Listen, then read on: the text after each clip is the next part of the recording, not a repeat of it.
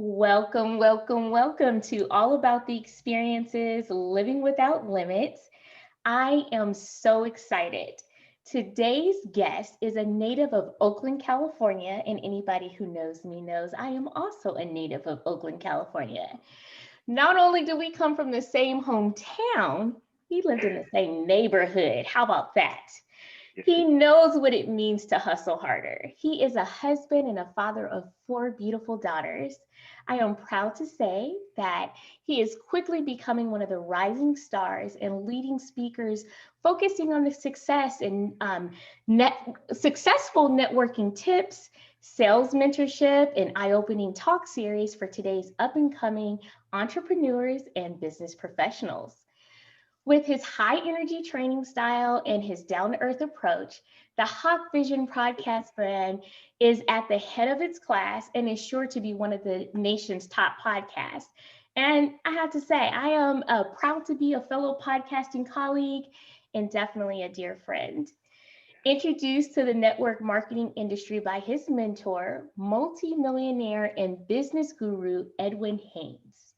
He has taken hold of marketing and wealth principles and created Hawk Vision Leadership. Talk about lifting as we climb. We'll definitely get into that today. He was also trained by world-renowned speaker Les Brown. His mentorship, quality reinforcement in real-life stories, and passion has opened the door for him to help individuals uncover their strengths and achieve their goals. Without further delay, I want to welcome Charles Chuck Hawkins Jr. to the All About the Experiences Living Without Limits podcast. Welcome, Chuck. How are you? thank you, thank you. It's crazy to be on the other side of that type of introduction. Now I'm like, now the pressure's on, right? Like, what do I say? What do I do? Happy to be here though. Thank you so much. Thank you so much. Absolutely. Long time coming. It has been a lot. Two little kids from East Oakland, California. Yes, Hey, I think we're doing yes, all right, right? exactly. Same street though. Like that's the crazy part. Same Same street, street. literally across the street and what, three houses up? Yes, yes. Yes. Awesome. Well, I always like to start off with obviously sharing with the listeners and viewers how I know my guests. And I mean, we've already alluded to that is that we grew up Yeah, in the same neighborhood. And, I want to address this, especially since I have a fellow East Oaklander on here with me. But I feel like sometimes East Oakland gets a bad rap. A lot of times in the news, we hear about all the things that are taking place that are not necessarily from a positive nature, but you're looking right here in the flesh, two positive East Oaklanders who have not only been raised in love and the richness and the culture of East Oakland, but we have become very successful professionals, entrepreneurs, podcast yes. hosts, and again, I am just so excited to have you on and represent what East Oakland can do. How about that? Listen, I'm trying hard not to throw up my 73rd son. Like I'm What? yeah. But I agree. I think that we're from an era where Oakland had a mystique, right? Obviously, home of the Black Panthers, home of the A's and the Raiders and all that good stuff. But we're Can you from say that last part again? The what? the A's, that part? No, and then you said the A's and then The Raiders, okay. the Raiders. But we're from an era where nobody wanted to claim Oakland as part of proudness, right? In terms of what we produced, the pride that we had, the hustle that we had. They only wanted to capitalize on what Oakland could offer. And so that, I am anybody that knows me knows I'm one of those people that says I'm not from the Bay Area, I'm from Oakland. That's right. Because the Bay Area is code, and as far as I'm concerned, the Bay Area is code for I can't really say I'm from Oakland because Oakland will call me on it, but I associate with all the culture. So That is a very good way to put that. I love that. Well, I'm proud to say, and anybody asking me, I'm from East Oakland. I'm proud of yes, all the accomplishments that I've had, but I'm also proud to say that those were fostered homegrown in East Oakland. So we just had to Yeah, put that out there. And absolutely. I'm really good friends and have a partner in Visit Oakland, Ronnie Palma. And I tell her any chance that I get, I know I live down here in San Diego, but I do rep East Oakland Yes. faithfully and You honor. have to. You Yes, have to. It's part of us. I think that people, there's I forget whose rap song it is, but they say it's all ghettos are the same, all hoods are the same, and I think that there's merit to that. But in Oakland, it's because we're from there, it's different. It's in you, and it's something that you get lessons every day, whether it's the every bus day. ride home, the networking professionally, the job seeking, like anything that you do, there's a lesson you can learn day to day just going to the store in Facts. I love it. Oakland. So Well, I am definitely proud to say, as a fellow podcast host, yeah. I am proud to subscribe to your podcast, which is Hawk Vision Podcast. And I am definitely inspired not only by you, but by your guest. And I think I was sharing with you earlier before we came on was that when I was definitely deciding to go off into this venture and start my podcast and really explore my own branding and brand options that were available to me, is that I looked towards people that I could relate to and that I could see, moving and shaking and doing those things. And I always like to say I go to the school of Google and also YouTube, but YouTube University, yes, absolutely. absolutely. But I look at you and you're doing it and you're doing it very well, not only from the standpoint of how you're making sure that you're able to give this information to us, but also from the standpoint of the people that you're aligning yourself with and, that you're bringing forth people that people like myself can relate to and connect with and learn from. And so, I certainly appreciate you and all that you do to inspire. And thank you for embracing me into the fold of podcasting. Come on, absolutely, absolutely. You've been awesome. Like I've been watching your podcast as well, and the way that you market and push it out there, and we're learning off of each other. I don't think anybody is an expert to where they can't learn anymore. And your growth, your subscribers, I mean, the experiences have been awesome. Thank you. Well, I have one of my, she was my mentor and I speak of her often. Actually, she was last week's guest. So I just want to give a definite thank you and a shout out to Dr. Pamela Hardy Shepard. She is phenomenal, has a new book out, What She Didn't Tell You. And she came on last week to discuss the book and share with us a lot of great things, especially that are in our community, meaning the Black community. So that was really inspirational. And I'm telling you, it's a good read. So if you haven't gotten it, it's available on her website as well as Amazon, Barnes and Noble, anywhere you can find a book, you can find her. So You can find definitely it. I check love it it. out for sure. I And what love I it. love Will that do. she always says is lift as you climb. And you are the personification of that, then that is for sure. I mean, I know that you've had a myriad of different jobs and you pull from all of those things to Yeah. bring together what we will soon find out what is Hawk leadership. But before we get into that, I wanted to just ask you one of the things that I always hear resonate throughout your podcast is that you want to connect with people who are in the hunt or they're chasing Yes. their dreams and trying to actualize them. So tell me how you even came about deciding that your podcast and your leadership and everything that you're working towards right now is going to be to help others foster their creativity and their dreams. Yeah. I think it's part of the myriad of backgrounds that I have, right? I am a person that did not finish college. I am a person that was a great student in high school whenever I wasn't in the principal's office, right? But I was a think you great helped me with student. my timetables before. Absolutely, absolutely. It's funny. I gathered all of those experiences, and one of the things that I realized is that the people that are at the top of the food chain are there for a reason, and it's not only because their network that got them there; it's the work ethic.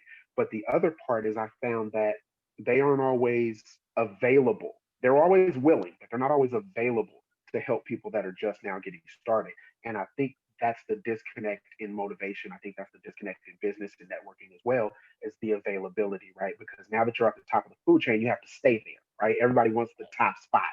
And so what happens is we reach out to these gurus, so to speak, and we never hear back, right? And we or they say, let me get my assistant to respond to you. Let me get this person, or they respond 3 weeks later, 4 weeks later, and that's fine.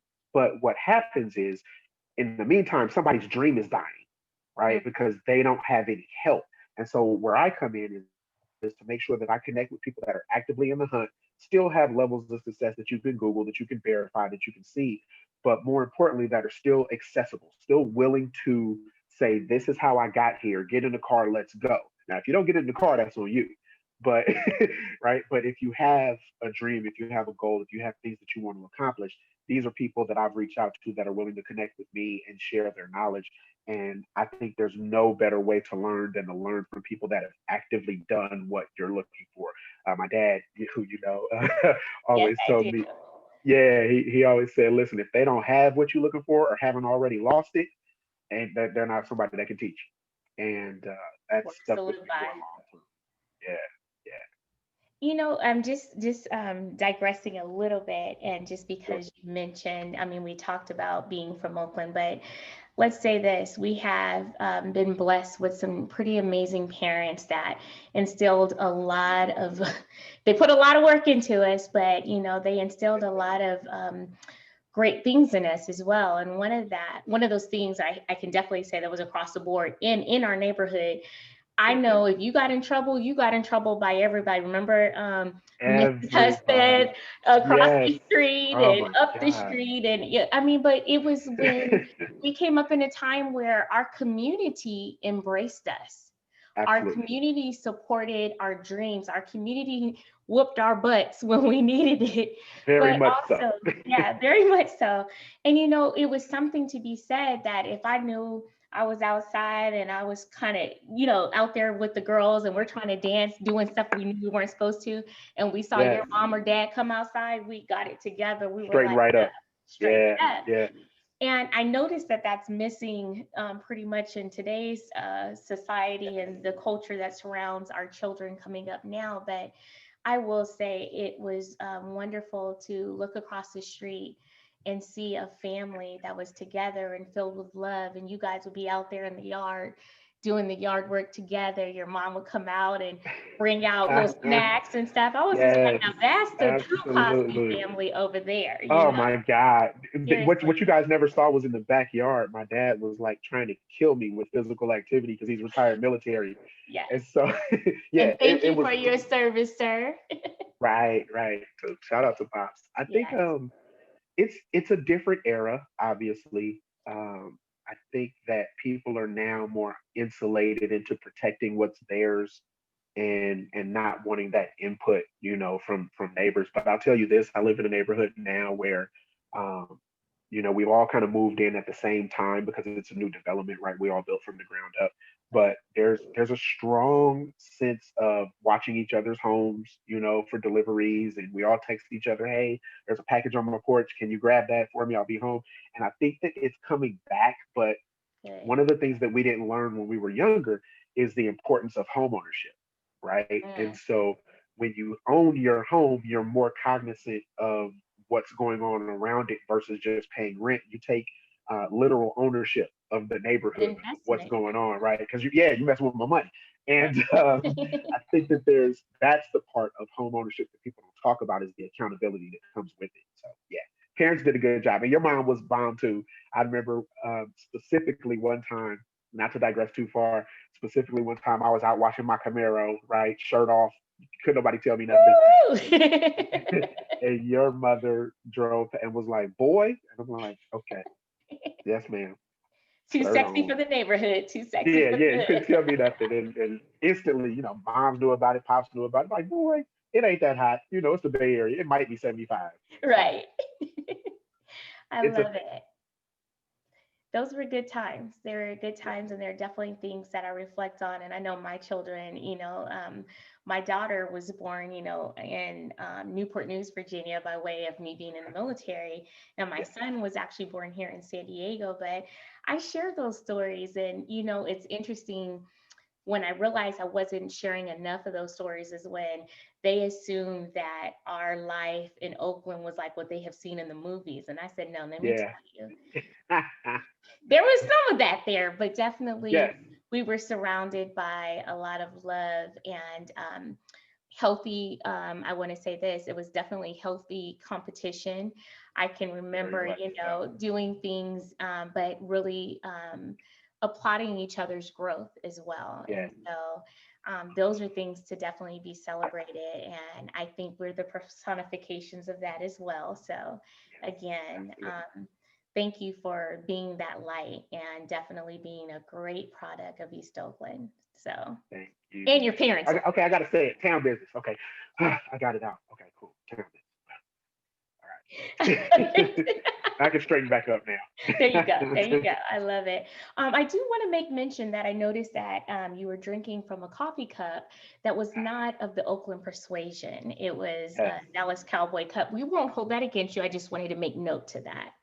Thank you very much for not holding it against me. It is a family legacy team. I have some heavy roots in Texas, and from my mom's side and dad's side. And when you're 7 and they tell you this is the team you love or get out, you kind of just fall in line. And it's my own abusive relationship, that I It deal is what it is. I understand. We can only hope to bring you back over to the dark side. So, with with. that being Listen, Vegas, the Vegas Raiders. We're not gonna do that hey, right now. We're not gonna. we won't go there, but we know that they're coming back at some point. So, yeah. They gonna Um, have to. well, I want to say this. Everything that you do, I know, is done with purpose, and Yes. you always have a great deal of passion behind it. So, I want to ask you, what inspired you to create the Hawk Vision podcast? Um, I think if I boil it down to the central why, it is that somebody's depending on me to get it right. Mm, Right. So as you mentioned earlier, I have the wife, I have my daughters, and there is a burning desire. I hate buzzwords. I hate being politically correct, but there is a burning desire to make sure that they have more than I had. And granted, my parents did a great job, 2 parent home, all that good stuff. There's still, we talk about home ownership, we talk about wealth. There is a legacy that I need to create so that my last name matters. Like the only mm, bad part about having 4 daughters is that eventually the name dies out, right? So if they all get married, God forbid some 4 different guys are good enough to marry my daughters, the name dies out. And so I have to make sure that if that doesn't work, that there's something for them to fall back on. And so I mm, wake up every day trying to figure out what I can do next or what I can build on, what I can add to this platform so that 2 things happen. One, there's wealth generated that they never have to worry about. And maybe their trust fund babies are not at the end of the day, but more importantly, they can go back and listen to this podcast and they can say, you know what, that's what my dad taught me, right? They can absolutely. always hear my voice. They can always hear the lessons that I've given them, that I've even learned myself. Like I'm a person that every guest I have on, I've learned something from, implemented from, and have created a stream of income from. So I think that it's just knowing that somebody's dependent on me to get it right. Certainly, that's something that I built this brand upon. It's all about the experiences, and through experiences, it's the connections that you have with other people. I mean, ours Yes. started back in our childhood, and I look at now, like what you're talking about, generational wealth. It's something that I definitely want to make sure that that's a legacy that I leave for my children, a legacy of positivity, a legacy that they can know that anything that they set their mind to, they can certainly do it. And even more so in the midst of everything that's going on, political, social, pandemic unrest, you can still find a stream of income and make it happen for you, and also while lifting your community. And it is Correct. about giving back. That's one of the things I can honestly say about our parents is that they made it where we recognize that yes, you do give back, whether it's you going up and down asking, can I help, like, mow lawns or whatever it was in the neighborhood.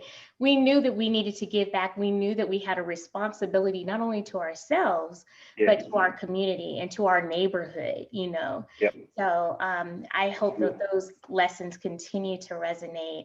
not only amongst our Absolutely. children, but outwardly, you know. Well, I think when you don't share your gifts, you're robbing somebody of their own, right? Because I think Mm.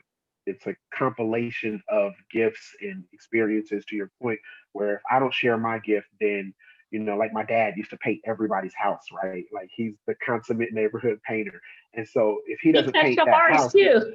yeah, exactly, right. And so it was a side hustle for him, right? So he taught me the joy of having a side hustle, and of course, I painted homes too, had a painting company. But if he doesn't paint that house, the neighborhood doesn't get the benefit of that house's appraisal, right? And so it's that compound effect. So now when somebody has the new appraisal, their house is worth a little bit more because it's got a fresh coat of paint on it. They get some more wealth, they hand that down, or they're able to buy something else. And I think that as small as it may be, even us sharing this podcast, somebody's going to be able to hear something between both of our communities and say, you know what, that's what I was missing, and they'll be able to put that with their own skills, right, their own hustle, their own side business, and be able to implement, and now that trajectory changes. Oh, say that again. I'm glad we have this podcast in that has, Yes, yes, it's really important though. It's important that I think too, when people see, you know, two kids from East Oakland that are actualizing their dreams and we're relatable, that they know that they can too do that. And I think sometimes I'm a little saddened when I look on Instagram or Facebook or even YouTube, and I see what's set before our children coming up, and there's this instant gratification. But to me, it is that hard work. When you're putting in that hard work and you're making something happen and you actualize it yourself, I think you eat better and you sleep better at night because you're like, I did that.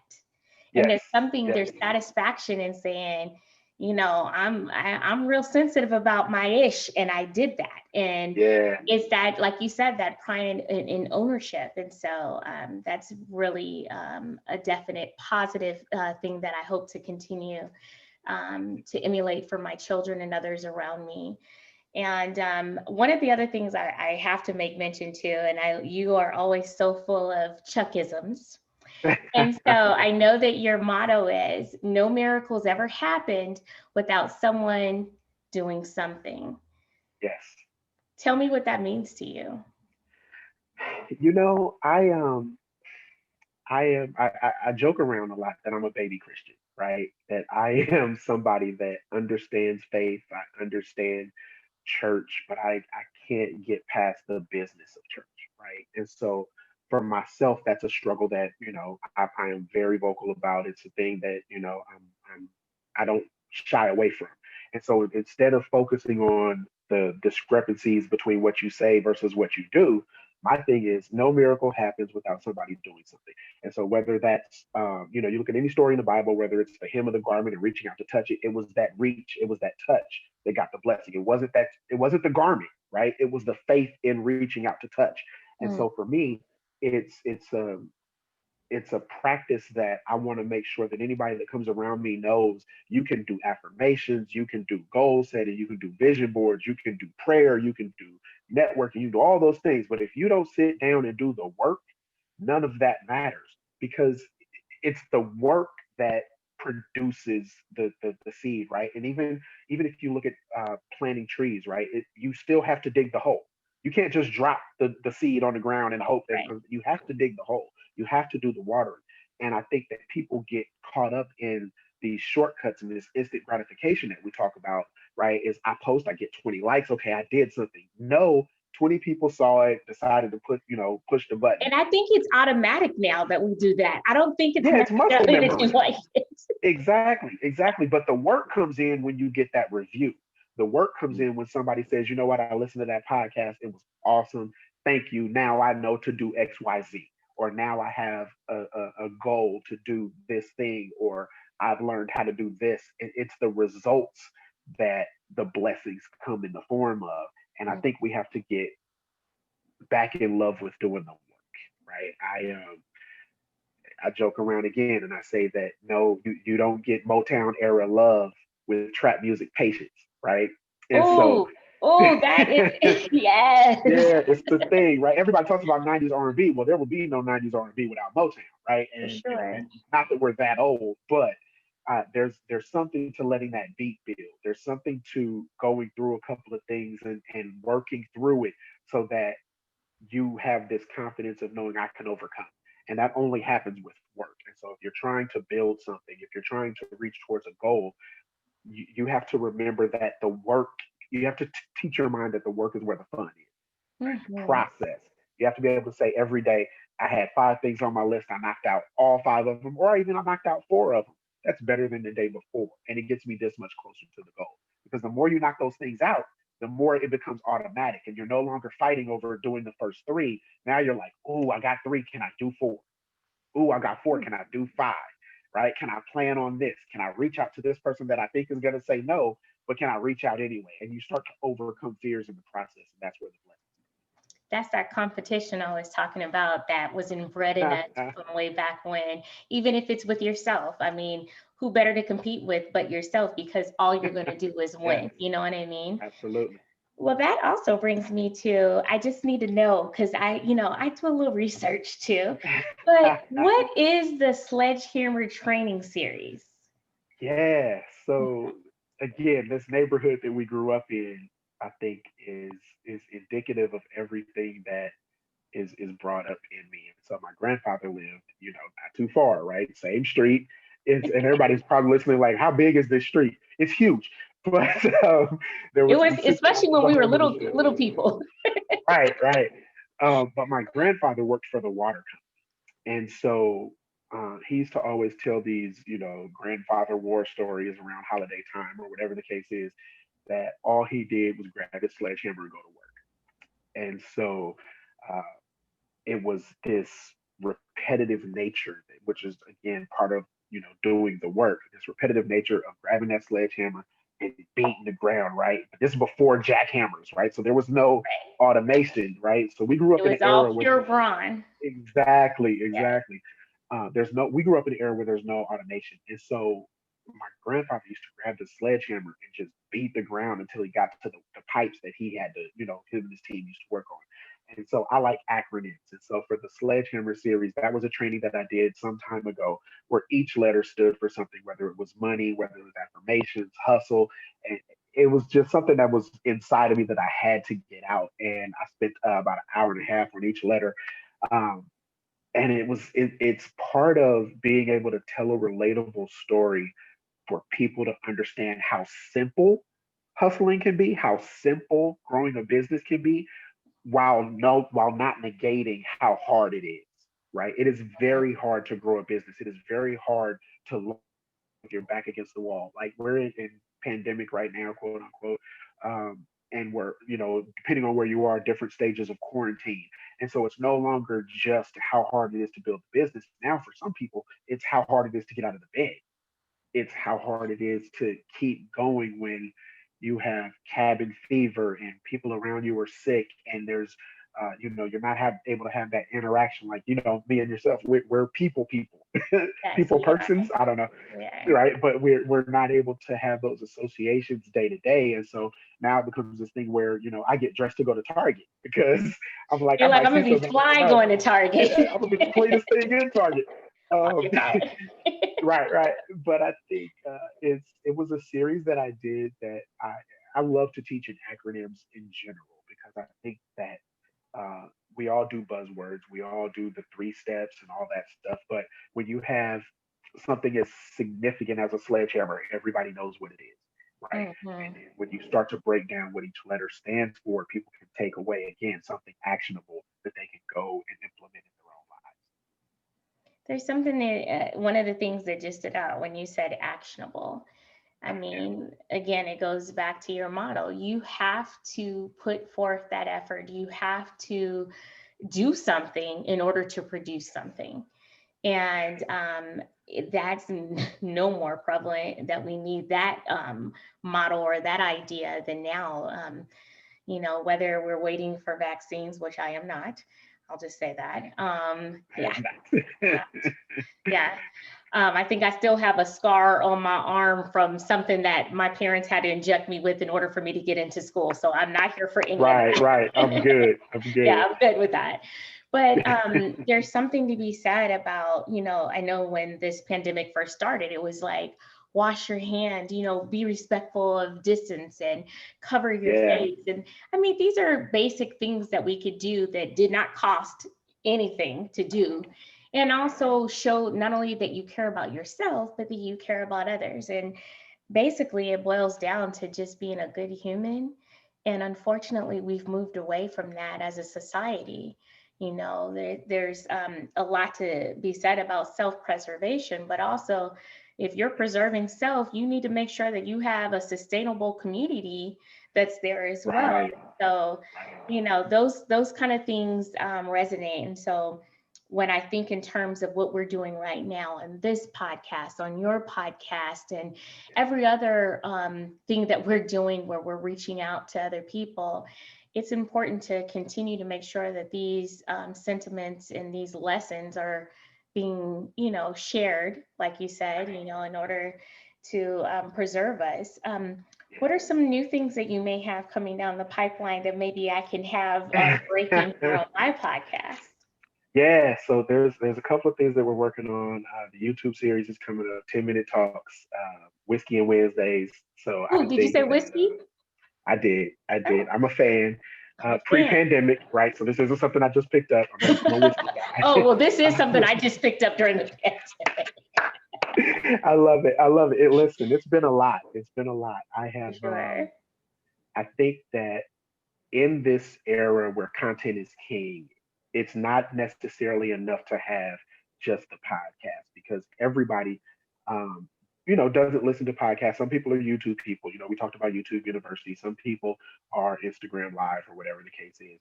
And my goal is not necessarily to capture every audience, but it's to truly serve the audience that is mine. And Mm, so to do that, like you said, there's a lot of Chuckisms. I have to have these 10-minute talks because I have things that I'll notice throughout the day, right? And it's like, I need to talk about that. And for example, one of the things is I saw this meme not too long ago where it says, pass down an LLC for your kids and make sure that you pay them $12,000 a year and da da da. And I'm like, okay, yes, but the average family is looking for extra $500 so they don't go into foreclosure and so they don't go right. into bankruptcy. So let's stop with the popular sayings, right? And let's talk about the actionable items that we can do to make sure that we can come up with that extra $500. So the YouTube series is coming out. I am in the process of writing a book. It does not have a title yet because if I focus on the title, I won't write the book. But we know that it'll There's be full tons of of things. checkisms. Absolutely, Okay. absolutely. I'm literally debating the format now. Should it be, a couple of my talks, right, just in written form, or should it be an actual storyboard? But it's going to focus on motivation, of course. It's going to focus on understanding that when you talk about motivation, you have to break that down into the word I can. And so you have to identify the skill set, connect with people that are like minded, accelerate everything that you're good at, and then nullify the things that you're not good at so that you don't have those hurdles in the way. You don't stumble across that. And so we're going to talk about a lot of things coming up. I'm really, really excited for 2021, the things that we're going to go ahead and launch. I love that. This past week, I was, believe it or not, I was able to travel. I traveled to Miami, So and jealous. I have to tell you, and let me just say this. We can still move about the country. You can do it Right. safely. It doesn't mean that you may or may not be subjected to COVID, but all you can do, I mean, I Yeah, could do that going to the mailbox.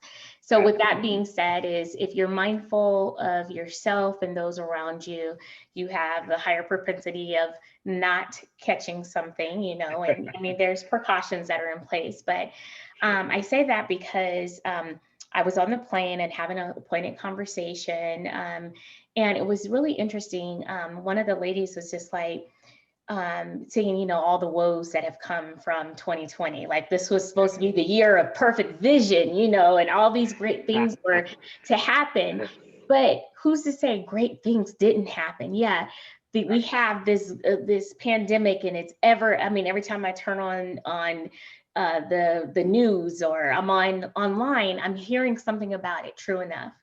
Yeah. But also, what I recognized was that this has brought us closer to our families.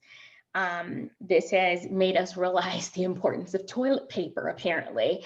It's also made us realize that Yeah, you want to be able to leave a legacy. You don't know if tomorrow is promised. I've lost people during this pandemic. And, a lot of times, when we're saying we're doing our homegoings and we're saying goodbye, that's this big production, if you will, of the funeral and everything. But what did that yeah, person mean to you while they were still here? And I was very fortunate during this time that the people that I did lose, I had that personal connection and I was able to, whether I saw them face to face or had some kind of contact, whether it was on the phone or FaceTime or whatever it was, that made me feel good because suffering the loss is hard enough, but suffering a loss like that and knowing that you weren't able to connect or because of the pandemic, there's this distance, this forced distance between us all was very difficult. And so one of the things that brings me back to, and I said all this to say too, is that I love watching your Instagram and seeing the wonderful things that the energy that you put into your family and into your marriage and into your wife. Like I saw a series where you're like, I'm dating my wife again. And I'm just like, yes, brothers, let's all watch this. Let's all date again. But yeah, it's just like it gives you that renewed thing. We all know. I've been in a marriage for 26 years, and you have to work on it and you have yes, to absolutely. breathe life into it. And I think when you see someone who you can relate to, who's doing it and doing it well, that means a lot. And I think I'm just going to throw this out here. Maybe if in those Yeah. 10-minute whiskey talks or however you do that, and you have like a round table, because I feel like, and this is something that I've heard, just saying, Okay. that a lot of men don't have that opportunity to really sit down and bounce those things. If you have your one friend or your bestie or your homie that you might connect with, but when you have Yeah, a group of men from different walks of life, different perspectives that can share things that maybe you guys have in common and be able to really normalize things. And I'm generalizing when I say this, but in our community, there is stigma around a lot of things that are not stigmas in other communities. Mental yeah, health is important. Mental exercise in the way of knowing that if you talk about your feelings and you talk about things that you're going through, doesn't make you weak. In fact, it makes you stronger. And I see that yeah. resonate in the posts that you make and the things that you talk about. And so just throwing that out there, maybe that could No, be it's a series.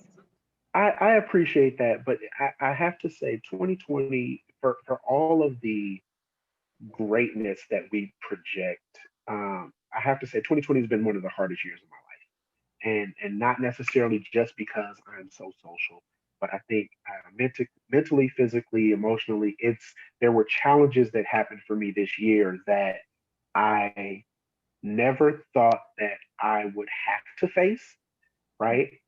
But again, it goes back to my where do you find the blessing? Your blessing is moving forward and doing the work. And so being, having the military father or whatever the case, even having my mom who is in the service industry and healthcare, it's still getting up, still doing the work and making the choice to be better. And so when people see me celebrate my wife or when they see me celebrate my kids, it's the active choice after 10, 15 years to say, you know what, she's still fine. There She's you go. still, and not that, and any day I wake up and say she's not, but it's the choice to make people understand that yes, there are some things that, have changed over the years, right? There are things that we don't have the ability to do because we have smaller kids or whatever the case is, but we can still celebrate this love, right? And I Absolutely. want to make sure that people know that that's out there because, as you said, men don't typically uh, in our disposition, we don't typically have people that we can look forward to bounce ideas off of because we've been taught to look out for ourselves, right?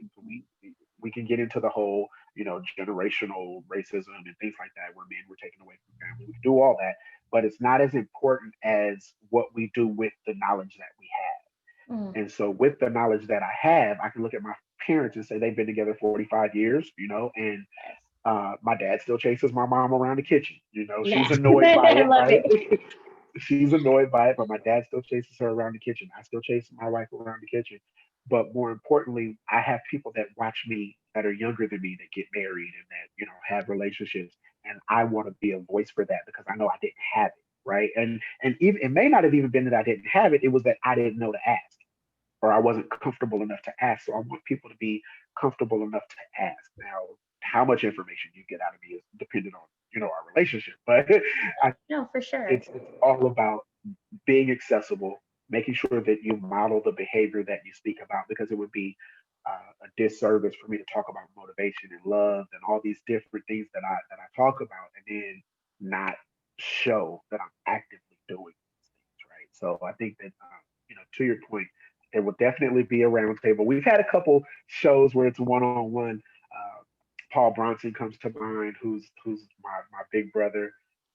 Kev Carr did a really great job. Troy Spry did a really great job as far as men coming on to talk about love and dating and marriage and all those things. But we're definitely got to do a little bit more. And I have an episode coming up where I finally got one of the female love coaches to come on and talk Oh, about accountability and bravo.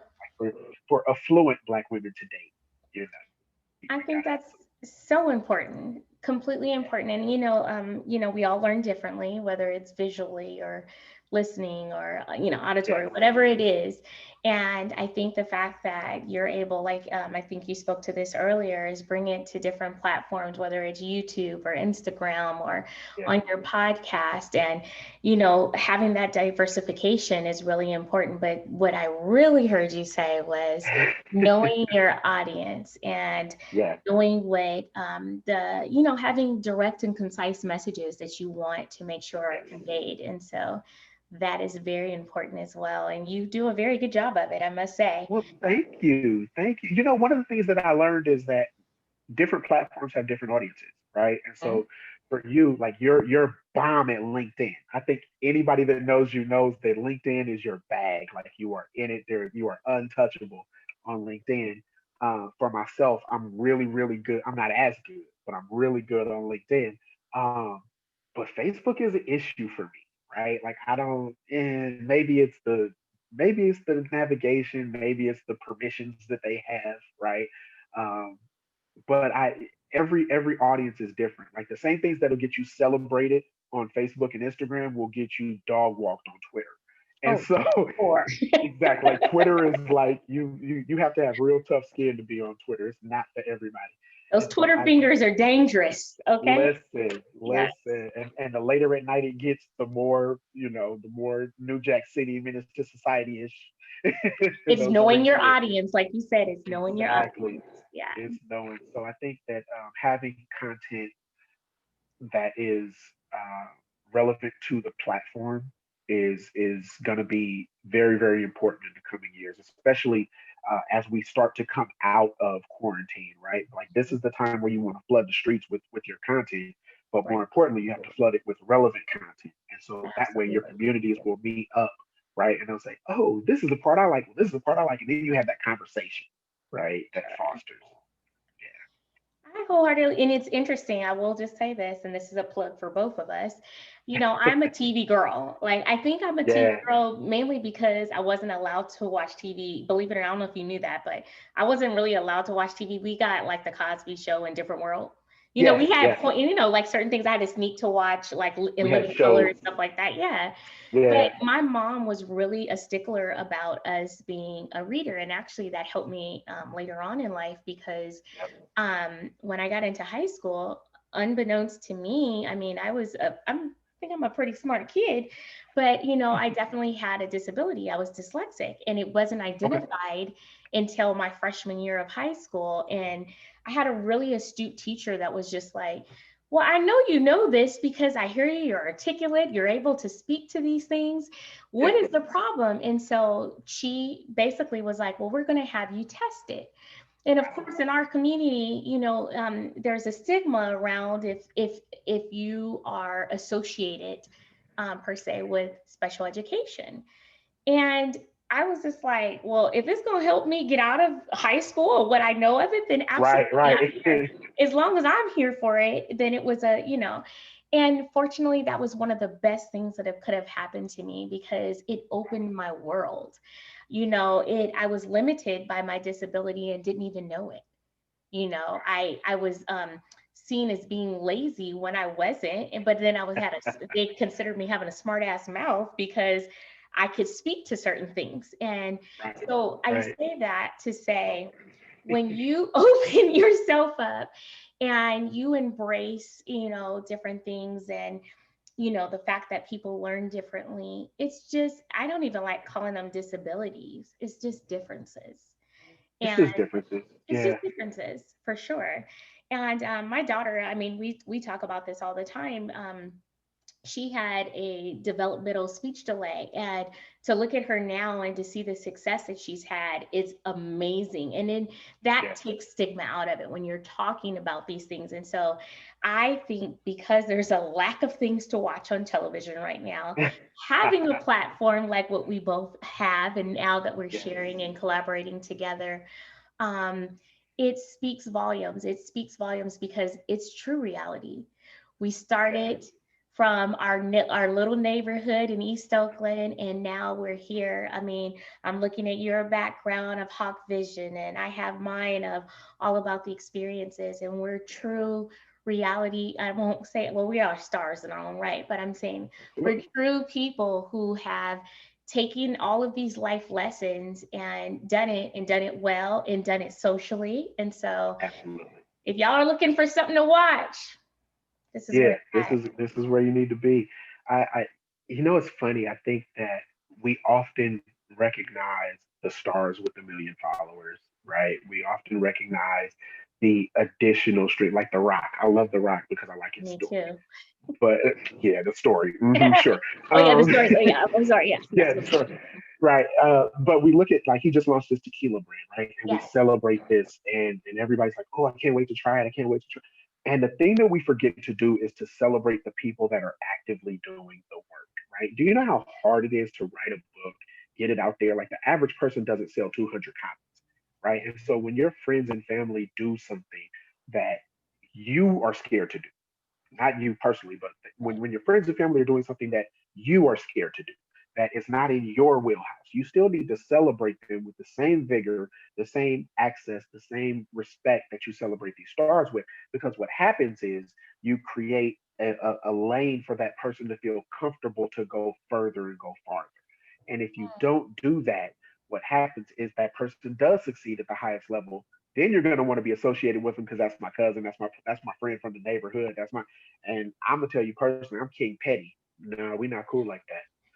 Right? We're not cool like that, because when I Right. was posting, when I was in the infancy stage and posting and trying to get listenership and trying to get readership, you ignored all of that, right? So the same way that you ignored my start, ignore my success.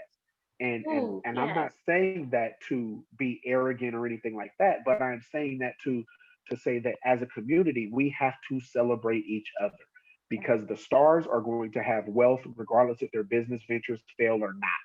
But if I can be wealthy, I can help you create wealth. And if Mm, I can help you create wealth, your kids are set. If your kids are set, they start with a higher step up on the social ladder, right? So, like, we even look at the differences between, like, myself and my big sister. And my sister, granted, she knew that she wanted to do what she's doing, right? She's a principal, higher education. She's awesome. She knew she wanted to go to college. I didn't really care for it. So my parents poured everything they could into my sister in terms of schooling and education or whatever, and it paid off. right. With me, the minute I dropped out, my dad was like, "Yeah, I don't really care, but you better get it right."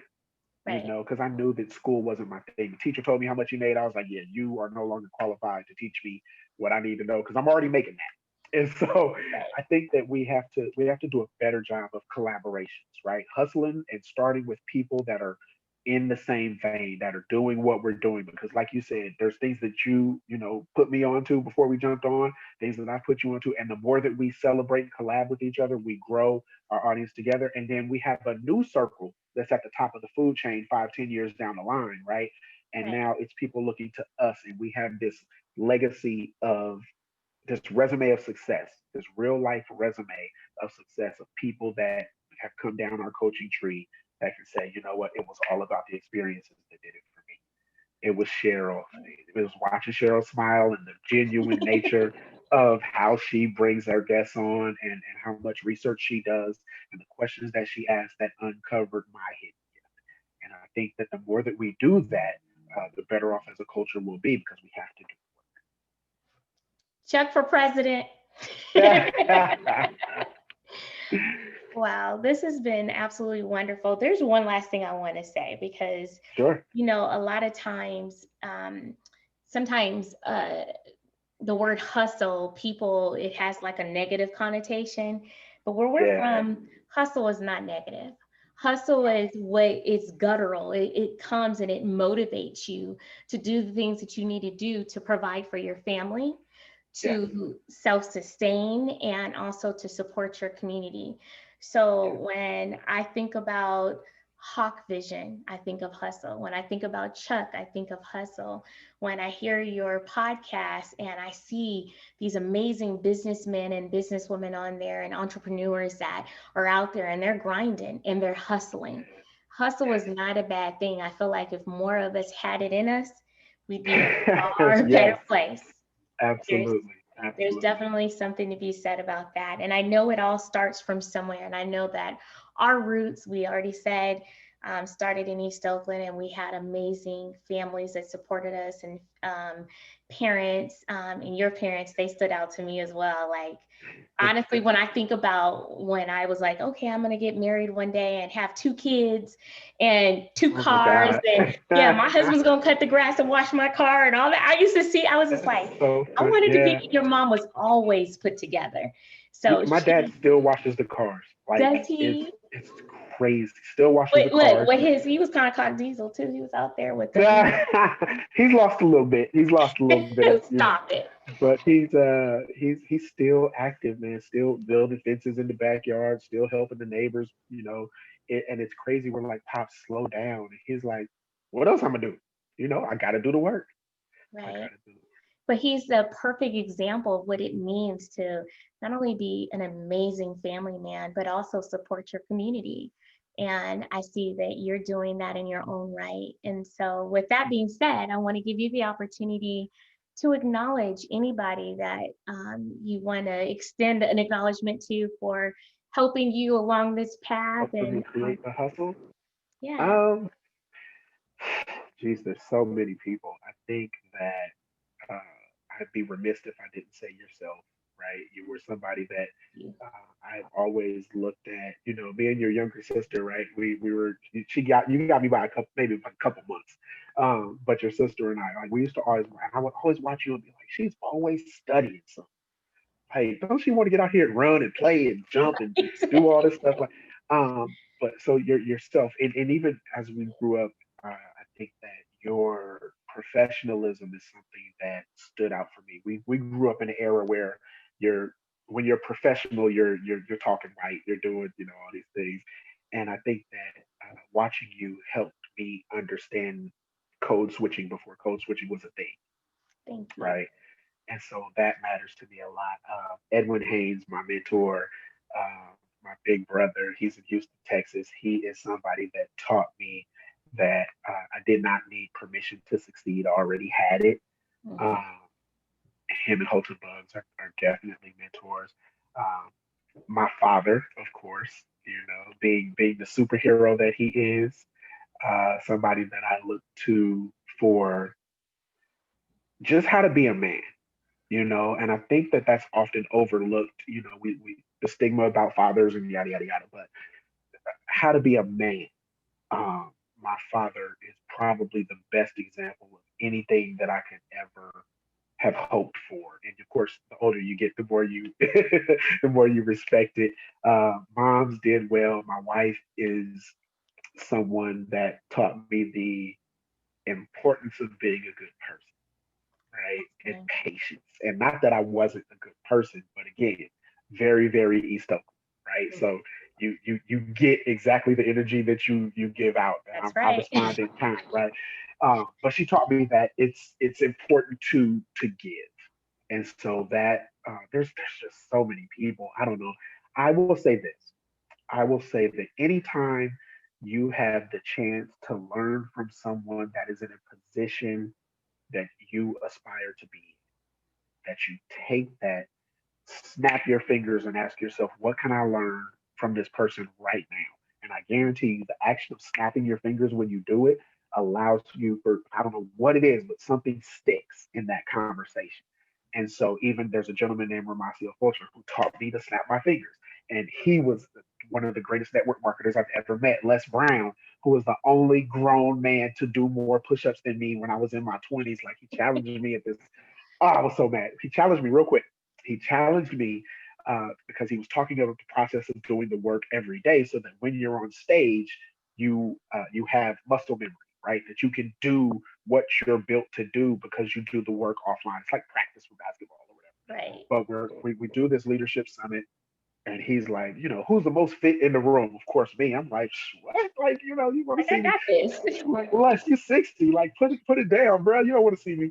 So he's like, all right, $100. He literally pulled out $100 bill. He said, now I know, $100 ain't nothing, yada yada yada. But he said, $100, I can do more push-ups than you right now. You serious? Like you gonna lose 100 like this in front of everybody? When I tell you this man did 75 push-ups straight in rhythm, did not miss a beat, and I capped out at like 55 before I started huffing and puffing. Of course, I blamed it on the asthma, but it was that moment where I understood what doing the work looked like, right? Because Mm, there's a difference in having the body, right? right. We can all have the body. We can all have the outside. The clothes can indeed make the man. But when you take everything off, you see who puts in the work, right? And so Absolutely. when I pulled all that back, he showed me what doing the work looked like. And so for years on end, I would wake up every morning and do, 65 push-ups because I was like, the minute I meet him again, it's going down. You're like, I'm pumping these out. Yeah, like I have to be able to beat him, and now the work is funny because my two youngest daughters are so competitive. Like I wonder where they get that from. I don't, who knows, but one is on the precipice of solving a Rubik's cube. They're both straight A students. They both listen to the podcast, right? My 9-year-old more than my older one, but they both listen to the podcast, and they are able to pick up things, and it's giving them the opportunity to dream. Like one of them is saying, "I think I want to do real estate," from a guest that I had on, who's the youngest Black female to own a brokerage firm in Atlanta. She has 75 real estate agents, right? So she understood leverage. So now my 13-year-old is like, I think I want to do real estate. She getting that, like she's doing that, and yeah, there's so many people to recognize. I can't. It's too hard. If I forgot a name, I'm sorry, but I there's understand. yeah, I take lessons from everybody because I think that it's important to learn from the people that are actively doing the work. So Absolutely. Well, I think that's a perfect place to end on. You have given so many wonderful insights. You are definitely a true example of really following your dreams and relying on that foundation that was laid for you, but also realizing that lifting as we climb and setting yes, up your family and your children for generational wealth through multiple streams of income. And I'm just proud to say that I knew you way back when. I support you back then. I support you now. And let me just say this: give you the opportunity also to tell people how they can find you. yeah, I'm Googleable. I officially am You're Googleable. Googleable. Googleable. The Hog Vision podcast across all your platforms, and then if you look up Chuck is Hustle, you'll be able to find me everywhere else. So I'm out there, man. Vision is more than what you see. Vision is what you have when the lights go out. Ooh, Right? That's what you need to have. What do you see yourself absolutely. in the darkness, and that's what vision Well, with that being said, Chuck is definitely hustle, and it has definitely been a wonderful experience having you on is. the Mm, podcast today. I look forward to future collaborations. Definitely, when you have that book come out, I want you back on here yes. to talk about it and anything else that you're doing. I mean, obviously everything that you're doing right now is so positive and uplifting, and I'm just proud to know you and call you a friend. Yes, So, likewise. Thank you so much for having me. It's been a pleasure. Absolute pleasure. certainly. You're killing it. Oh, thank you. Well, as I always end with, everything day to day is definitely experiential. It's what you do with those experiences. It's really important for you to take care of each other and be good humans, but more importantly, definitely take care of yourselves. So, with that being said, have an experiential filled week.